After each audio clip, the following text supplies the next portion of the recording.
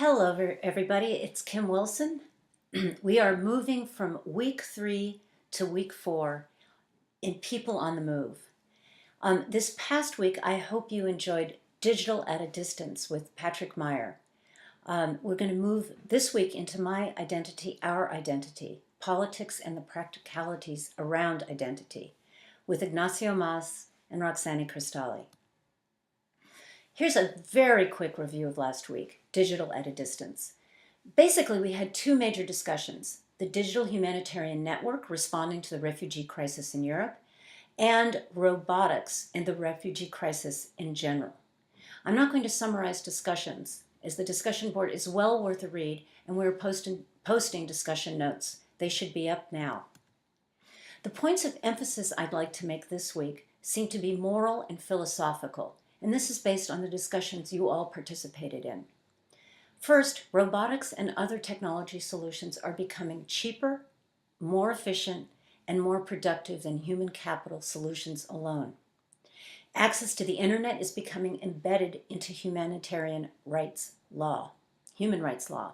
There seem to be two important philosophical points that come from this. First, do we treat 2016, meaning modern solutions, that lean towards technology to assist humanitarian actions any differently from other technologies in the past?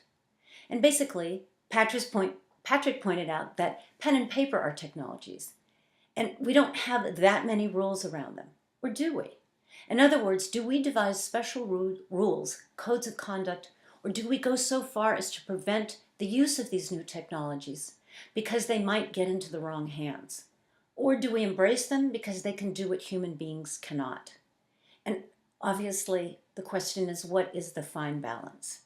We heard a very interesting example of Patrick from Lesbos, the island in Greece, that exposes just how far committed humanitarian actors will go to help people and how arcane rules can be true spoilers.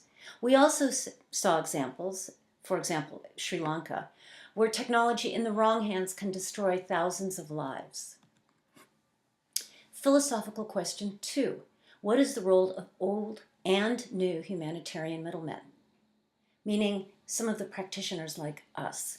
How do those of us involved in international aid continue to remove ourselves in the roles of gatekeeper that divide non-local solutions, meaning new technologies like satellite and aerial image capture, to robots on the ground delivering services, from local actors? And the incentives of well-placed international agencies are not always in line with technology-enabled local solutions. And then a final corollary to both of these big dilemmas. What choices should individuals, in terms of their own receipt of services, meaning information or communication, and goods like water, food, medicine, shelter, what choices should they be able to make when there is no obvious state that has been entrusted by the people to make those decisions for them? And when we're talking about migration, we're really talking about people that are moving between states and even fragile states.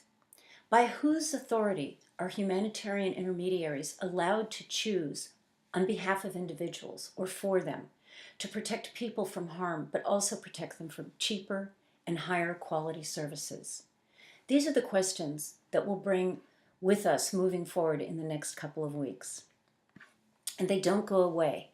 This week we move into adjacent waters. We explore the murky seas that surround identity. Ignacio Mas and Roxani Cristalli will take us through current practices of determining identity and how identity politics is a very real factor in migration and humanitarian assistance. Thank you. I hope you look forward to this week as much as I do.